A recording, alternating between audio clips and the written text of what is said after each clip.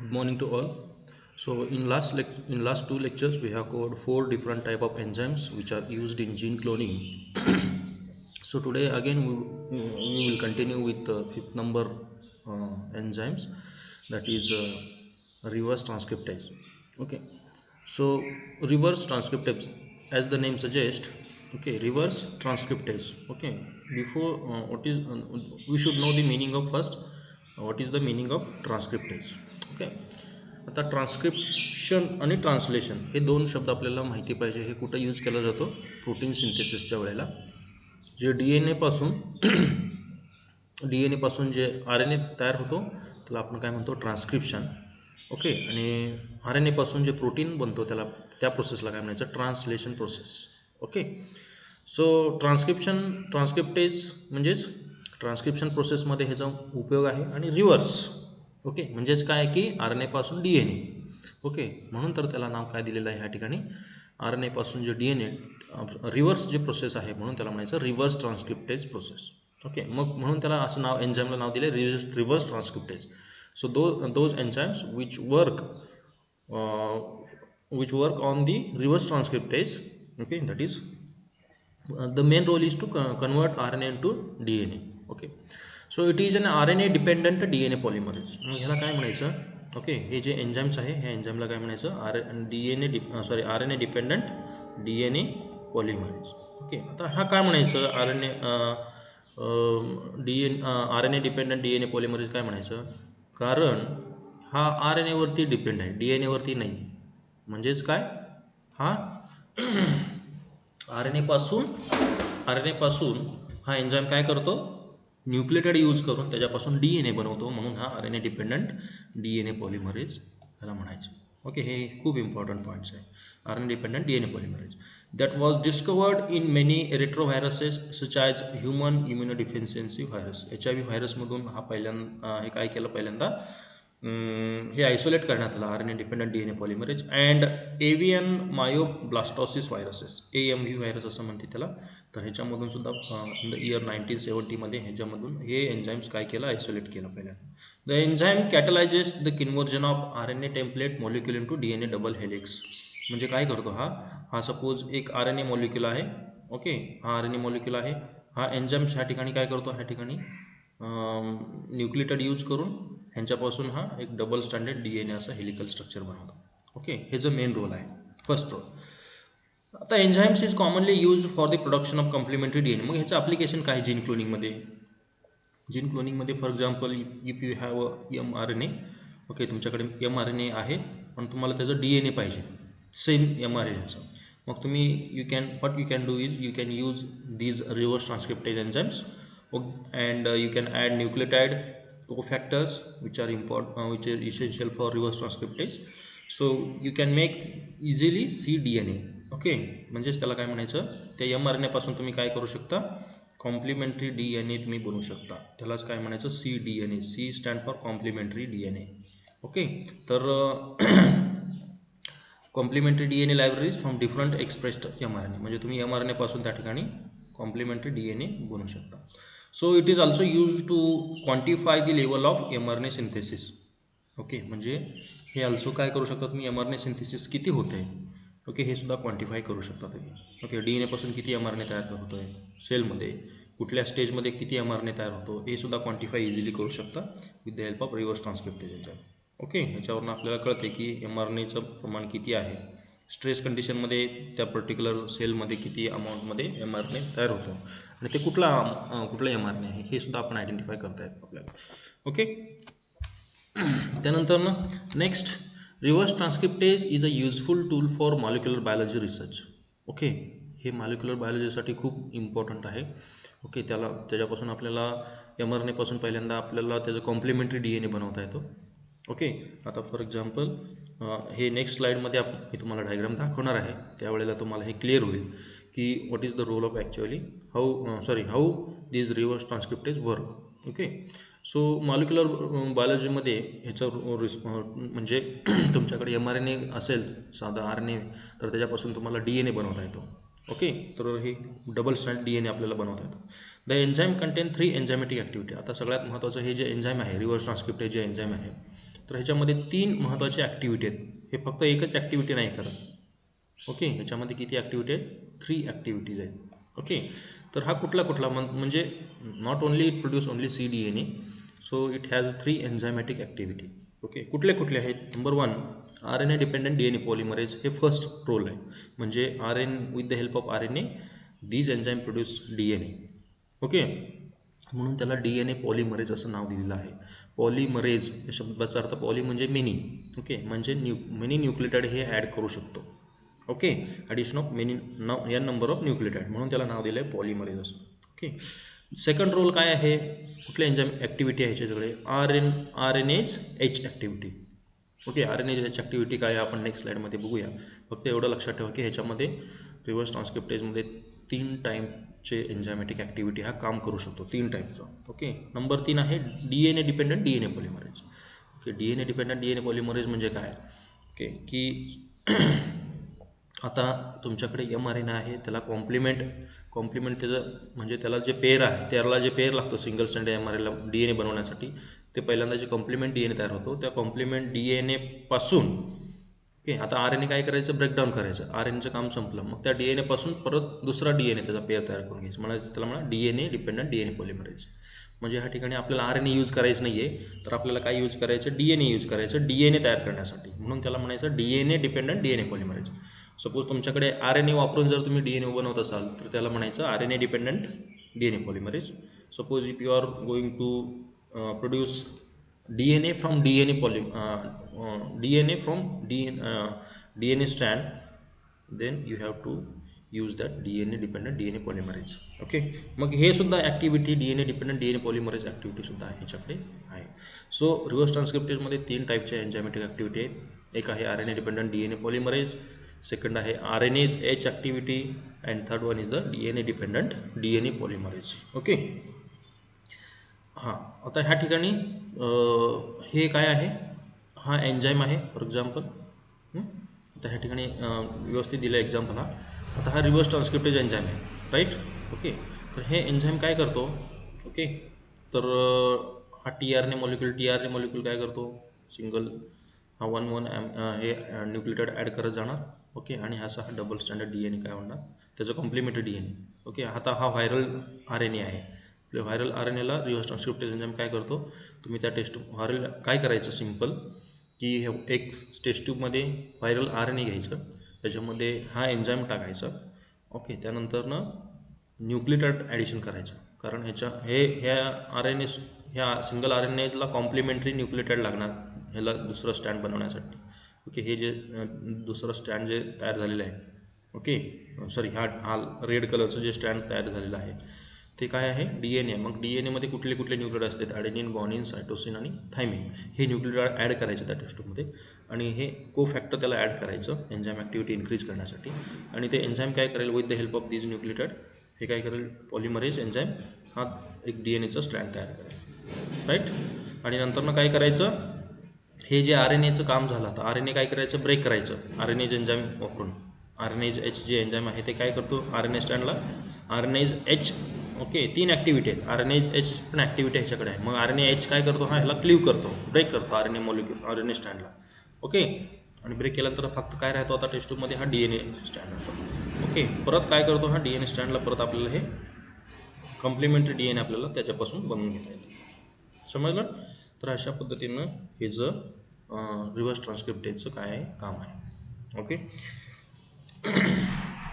आता first RNA dependent DNA polymerase synthesize DNA स्टँड which is complementary to the RNA template.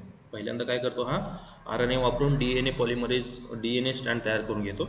Okay, त्यानंतर आता next स्टेपमध्ये काय होतं? RNase H degrade the RNA from the hybrid RNA DNA helix complex. Okay, hybrid DNA म्हणजे कशाला म्हणायचं? Hybrid म्हणजे हा एक DNA स्टँड एक RNA आहे, म्हणून ह्याला म्हणायचं hybrid DNA. Okay, RNase H काय करतो? तुम्हाला सांगितलं मगाशी स्लाईडमध्ये, तो DNA जे डबल हायब्रिड मॉलिक्यूल आहे त्यातला RNA मॉलिक्यूल जे आहे ते काय करतो? त्याला डिग्रेड करतो, ब्रेकडाऊन करतो.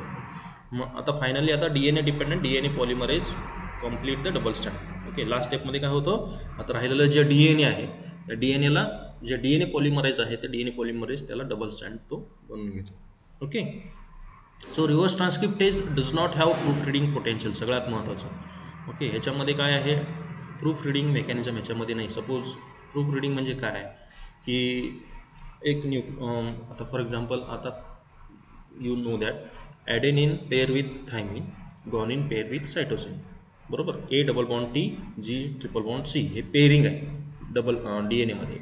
सपोज एला पेअर चुकून हे चेन तयार होत असताना, DNAचं स्टँड तयार होत असताना एला पेअर चुकून जर सी बसला, किंवा एला पेअर किंवा जी बसला, किंवा जीला ए बसला असं चुकून, तर ह्याच्याकडे प्रूफ रिडिंग ॲक्टिव्हिटी, एन्झाईमकडे काय असतो, प्रूफ रिडिंग असतो. तो प्रूफ करत असतो बरोबर त्या न्यूक्लियोटाइड त्या ठिकाणी बसलेत की नाही. ओके, पण ह्याच्याकडे रिव्हर्स ट्रान्सक्रिप्टेजकडे काय नाही आहे, रिव्हर्स ट्रान्सक्रिप्टेज एन्झाईममध्ये काही नाही आहे. DNA पॉलिमरेज जे ओरिजिनल एन्झाईम आहे, ओके, DNA पॉलिमरेज, त्याच्याकडे काय असतो, प्रूफ रिडिंग ॲक्टिव्हिटी असतो. ओके, जर चुकून जर न्यूक्लियोटाइड त्या ठिकाणी चेंज झाला तर म्युटेशन होतो. म्युटेशनमुळे आपल्याला या नंबर ऑफ आजार होतात, ओके, डिसिजेस होते, किंवा त्या ऑर्गॅनिझमचं स्ट्रक्चर चेंज होतो, ओके, म्युटेशन झाल्यामुळं. Okay, so proof reading activity ह्याच्याकडे नाही आहे, त्यामुळं म्युटेशनचं रेट ह्याच्यामध्ये, इरर रेट जे आहे ड्युरिंग DNA सिंथेसिस हाय आहे, हाय इरर रेट ह्याच्यामध्ये during the DNA synthesis. Proof reading activity नाही, हे एक त्याच्याकडे ड्रॉबॅक आहे. Okay, so in this way we have covered in detail about reverse transcriptase enzyme. Okay, next number 6, that is thermostable DNA polymerase. आता thermostable DNA polymerase आपल्याला आता माहिती झालं की DNA polymerase काय करतो, हा DNA स्टँड तयार करून घेतो. ओके, आता ह्या ठिकाणी ह्या एन्झाईमला नाव काय दिलं आहे, थर्मोस्टेबल DNA पॉलिमरेज, किंवा त्याला दुसरं नाव आहे टॅग पॉलिमरेज. ओके, हे पहिल्यांदा कोलायमधून आहे. कोलाय हे काय आहे, ईस्चेरिशिया कोलाय ही बॅक्टेरिया आहे. त्या बॅक्टेरियामधून सायंटिस्ट लोकांनी पहिल्यांदा हे केलं, थर्मोफिलिक जे बॅक्टेरिया आहे, ओके, त्या बॅक्टेरियामधून काय केलं ह्यांनी, पहिल्यांदा आयसोलेट केलं, म्हणून त्याला थर्मोस्टेबल DNA पॉलिमरेज म्हटलेलं आहे. कारण ते जे बॅक्टेरिया आहे ते 90 डिग्रीपर्यंत सुद्धा तो सर्वाईव्ह करू शकतो, 90 डिग्री टेम्परेचरमध्ये सुद्धा तो बॅक्टेरिया सर्वाईव्ह करू शकतो. ओके, आणि त्यामुळं त्याच्या बॉडीमध्ये तेवढ्या टेम्परेचरला ते एन्झाईम काम करतो. म्हणून ह्याला काय ना, त्या सुरुवातीला त्या बॅक्टेरियामधून ते एन्झाईम आयसोलेट केलं आणि ते यूज केलं पॉलिमरेज, म्हणजे DNA सिंथेसिस स्टँड तयार करण्यासाठी. त्याचं डिस्कवरी झाल्यापासून, म्हणून त्याला नाव दिले थर्मोस्टेबल DNA पॉलिमरेज. ओके, आता ह्याचे कॅरेक्टरिस्टिक फीचर्स काय आहे. ओके, आता थर्मोफिलिक DNA पॉलिमरेज. थर्मोफिलिक म्हणजे लविंग, म्हणजे टेम्परेचर लविंग, म्हणजे जे टेम्परेचरमध्ये हाय टेम्परेचरमध्ये सर्वाईव्ह करू शकतो. ओके, म्हणून त्याला नाव दिले thermophilic DNA polymerase. Like other DNA polymerase कॅटलाइज template directed synthesis of the DNA from the nucleotide triphosphate. Okay, बाकीच्या DNA पॉलिमरेजसारखं हा सुद्धा काय करतो, DNA स्टँडपासून न्यूक्लियोटाइड यूज करून काय करतो, हा DNA स्टँड तयार करून घेतो, त्याला complementary. Okay, second role, the primer having free 3-hydroxyl group is required to initiate the process. Okay, the enzyme requires presence of magnesium. Okay, सगळ्यात महत्त्वाचं म्हणजे काय, ह्याला कुठला कोफॅक्टर लागतो, मॅग्नेशियम कोफॅक्टर लागतो ह्याची ॲक्टिव्हिटी फास्ट होण्यासाठी. ओके, आता सगळ्यात महत्त्वाचं दुसरं काय म्हटलं आहे, आता तुमच्याकडे काय आहे, हा एक DNAचं काय आहे, स्टँड आहे. ओके, हा DNAचं सिंगल स्टँड तुमच्याकडे आहे, फक्त पीस. ओके, आणि तुमच्याकडे काय आहे, एन्झाईम आहे. ओके, आणि त्याच्यामध्ये तुम्ही टेस्टमध्ये काय टाकलं, न्यूक्लियोटाइड टाकला. तर तो काय करतो, सुरुवातीला त्याला काय लागतो, हे त्याचं कॉम्प्लिमेंटरी स्टँड तयार व्हायला थोडं प्रायमर लागतो. प्रायमर म्हणजे त्याला छोटासा small, what is primer, primer is a short, primer म्हणजे काय की short length of DNA molecule, म्हणजे 8 ते 10 न्यूक्लियोटाइड असणारं जे DNA मॉलिक्यूल, त्याला म्हणायचं प्रायमर, छोटासा तुकडा DNAचा. Okay, short piece. तर हा प्रायमर लागतो, आणि ह्याच्यातला हा 3' जे हायड्रॉक्सिल ग्रुप आहे, आपण जर actually last 2 lectures we have seen the actual structure of DNA molecule. So in that structure we have seen the 3' hydroxyl group, म्हणजे 3', आता 5' माहिती आहे आपल्याला. 3' साईडला DNAच्या हायड्रॉक्सिल ग्रुप फ्री असतो, मग त्या फ्री ग्रुपला येऊन न्यूक्लियोटाइड अटॅच होतात. म्हणून ह्या ठिकाणी हा कॉम्प्लिमेंटरी स्टँड इकडं काय असणार, हे ह्या ठिकाणी 5' असणार ह्या प्रायमरचा, आणि इकडं जे फ्री आहे हे काय असणार, हे 3'. ओके, हा 3' हायड्रॉक्सिल ग्रुप. मग इकडं हे 3'ला येऊन न्यूक्लियोटाइड ॲड होतात, आणि ह्याला हे कॉम्प्लिमेंटरी DNA काय होतो, तयार होतो. ओके, सो म्हणून ह्या DNA पॉलिमरेजला काय लागतो, प्रायमर लागतो. Primer is a short nucleotide short DNA fragment which is having 8 to 10 nucleotide. जवळपास 8 ते 10 न्यूक्लियोटाइड एवढा छोटासा DNAचा लेंथ असलेला फ्रॅगमेंट जे आहे त्याला म्हणायचं प्रायमर. ओके. मग ह्या ठिकाणी 3 हायड्रॉक्सिल ग्रुपला तो काय करतो, न्यूक्लियोटाइड ॲड करतो आणि अशा पद्धतीनं हे DNA molecule complementary DNA molecule तयार करतो. सो इम्पॉर्टंट महत्त्वाचं म्हणजे काय, ह्याला काय लागतो, मॅग्नेशियम लागतो. या एन्झाईमला काम करण्यासाठी हे मॅग्नेशियम हे कोफॅक्टर लागतो. Okay. Next point, the enzyme is with its maximum activity at 75 degree to 80 degree Celsius. सगळ्यात महत्त्वाचं म्हणजे मोस्टली एन्झाईम जे ॲक्टिव्ह असते हे मोस्टली किती डिग्रीला ॲक्टिव्ह असते, हे 25 डिग्री मॅक्झिमम 30 डिग्रीला ॲक्टिव्ह असते, राईट. बट हे जे एन्झाईम आहे थर्मोस्टेबल DNA पॉलिमरेज, त्याला स्टॅक पॉलिमरेज असं म्हणायचं. ओके. जे थर्मोफिलिक बॅक्टेरियामधून हे आयसोलेट केलेलं आहे. ओके. तर हे किती डिग्री टेम्परेचरला पण काम करतो, 75 to 80 डिग्री सेल्सिअस, म्हणजे हाय टेम्परेचरला सुद्धा हा काम करतो. ओके. त्यामुळं हे जर रिसर्च झाल्यानंतर ह्याचं भरपूर ॲप्लिकेशन सायंटिस्ट लोकांनी DNA क्लोनिंगमध्ये ओके हे जो उपयोग केले. So subsequently reduced activity at lower temperature. जसं टेम्परेचर खाली येईल 75 डिग्री टेम्परेचरच्या खाली जर आला तर याची ॲक्टिव्हिटी कमी होते. त्यामुळे हा DNA स्ट्रँड तयार करायचं काम स्टॉप करतो. ओके. ह्याला प्रॉपर टेम्परेचर, हाय टेम्परेचरच ह्याला पाहिजे. ओके. हे जो त्याची प्रॉपर्टी आहे. ॲट 37 डिग्री, ह्या ठिकाणी डिग्री राहिलं, 37 degree Celsius Taq polymerase has only 10% of its maximum activity. 37 degree जे वुमेन बॉडी टेम्परेचर असतं नॉर्मली त्याला फक्त 10%च तो काम करतो. Okay. Only 10% of its maximum activity. Okay.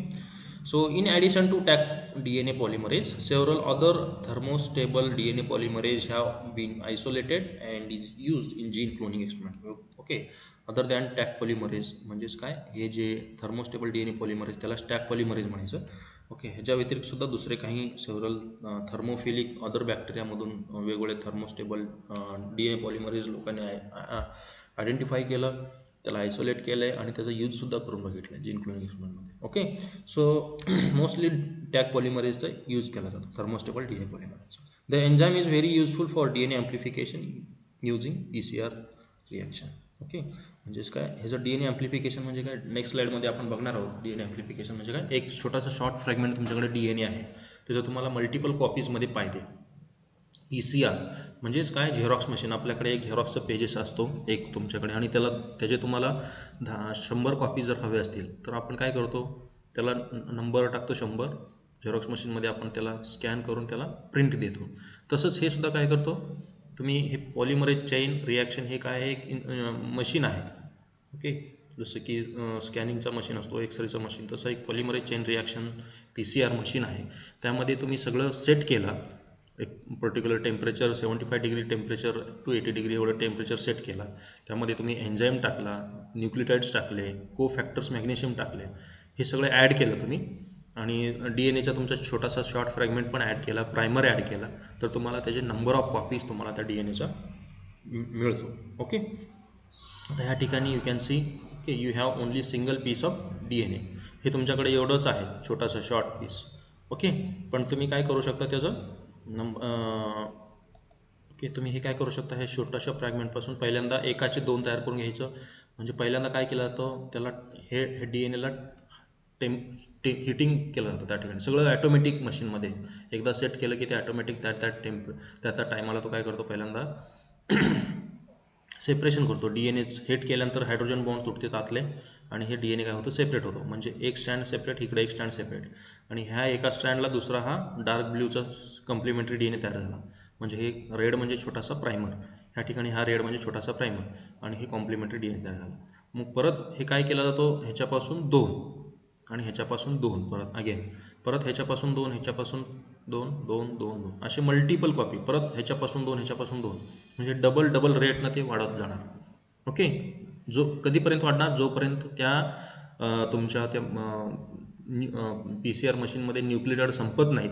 तुम्ही जेवढं न्यूक्लियोटाइड त्यामध्ये टाकलेलं आहे तेवढं ते न्यूक्लियोटाइड असेपर्यंत ते मल्टिपल कॉपीज, म्हणजे हे कॉपीज मल्टिपल ह्याच्यामध्ये क्लोनमध्ये तुमचं ते तयार होणार.